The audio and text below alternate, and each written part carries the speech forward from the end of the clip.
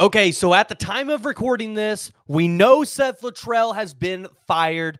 Not quite sure if Joe John Finley's been fired yet either. I would assume it's kind of a package deal thing. Plus, we keep asking ourselves the question, what did Joe John Finley do at the University of Oklahoma anyways? Because he didn't recruit, he didn't develop tight ends, and overall, he didn't call plays. So you look at that, and this was the move that Sooner Nation wanted to see. They wanted somebody to be held accountable for this just abysmal offense that we've been watching this season. And quite frankly, the lack of development from your two quarterbacks. This falls on the offensive coordinators and that quarterback's coach. So again, at the time of recording this, I'm recording this probably before it's even announced, but I would presume that Kevin Johns is going to be the interim offensive coordinator, or Bill Bedenbaugh will be the offensive coordinator. One of those two.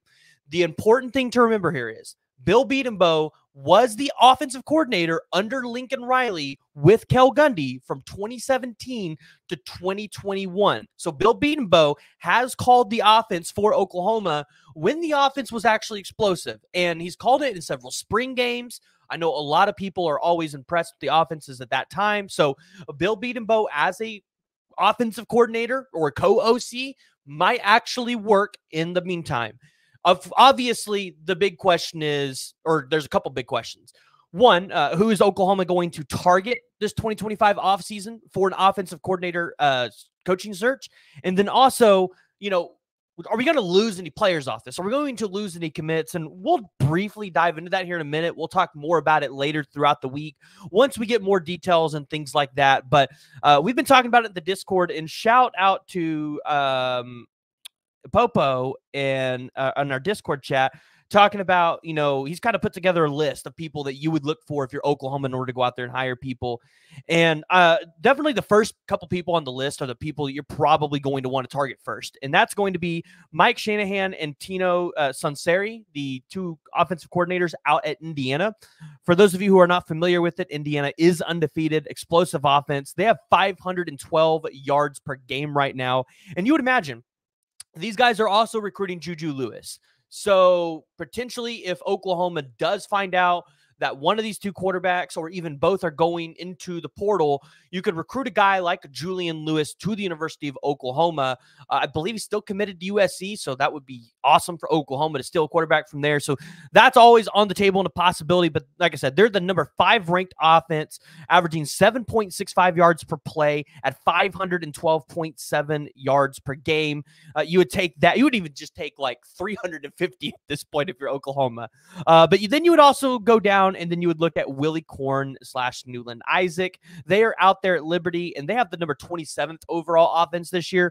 So they've slipped a little bit from where they were last year, but still 446.6 yards per game. And you would imagine Willie Korn, with this talent that Oklahoma has on this roster, he'd be able to keep it retained. Same thing for Mike Shanahan.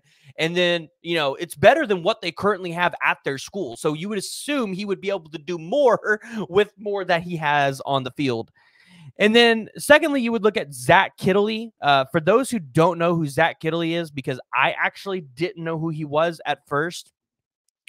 Zach Kittley is out there at Western Kentucky, and he's actually had some pretty decent quarterbacks and some pretty good offensive years, to say the least, out of Western Kentucky. This is not a school that you necessarily would think of when you would go look for an OC.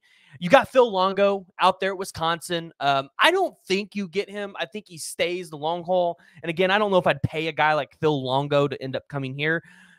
But then you've got Ben Arbuckle. Now, Ben Arbuckle is an interesting name, one that probably a lot of people are not familiar with. And again, we'll dive more into these offensive coordinator potential hires, you know, as everything develops and things like that, because we're still probably a couple months off from finding an OC. But he is currently tied for the number 20th offense in the country. He is at Washington State, averaging 6.62 yards per play, 459.4 yards per game. Like, this would be a pretty good offensive coordinator hire, to say the least. And again, for any of these names that we're throwing out here for the offensive coordinator search, they're going to come in with a loaded wide receiver room. I would presume a loaded offensive line room. And then you're also potentially going to have two really good quarterbacks, and you're probably going to take one in the portal as well. So they're going to have a lot to work with here at Oklahoma. And I would imagine the donors, they're ready to pay. They want to get somebody in here paired with Brent Venables that can play a complementary defense to what they've seen Brent Venables' defense do, because Brent Venables' defense next year is only going to take another step up. So you need the offense to take a massive leap next year so that you can be like Oregon this year and competing for a national championship, because your schedule next year in the SEC is only going to be even harder, because basically it's just reversed home and away games. And some of these teams on this schedule are going to get a little harder to play. So yeah, this is going to be interesting. I know some people are probably going to throw out the name Lincoln Riley if he gets fired by USC, but we got to be realistic. Lincoln Riley's not coming back to Oklahoma. If he does, I will be absolutely shocked. And it's not going to happen though. USC, they'll fire him, and Lincoln Riley will probably, I would imagine, be on his way to the NFL, or he'll be having to go take a lower end P4 job to kind of rebuild his brand a little bit. Again, kind of going into USC with Alex Grinch, that did not help him at all. So looking at the current 2024's to-dos, again, provided by Popo. Thanks over there, because it helps us out a lot. You're going to potentially promote Kevin Johns and to an interim QB coach, promote the current guy who's helping Joe John Finley at tight ends to tight ends coach, give DeMarco Murray a performance improvement plan for the remainder of the season. Although likely whoever you bring in at the OC is going to want to probably replace DeMarco Murray with their own guy. You probably tell them, though, hey, you have to keep Emmett Jones and Bill Bedenbaugh, because, you know, these two guys, they're absolute studs on the recruiting trail. Bill Bedenbaugh is one of the best offensive line coaches in the country. We're not replacing him. And then you got to roll with Jackson Arnold. You got to start Tatum with maybe Hicks at the backup and Javonte Barnes.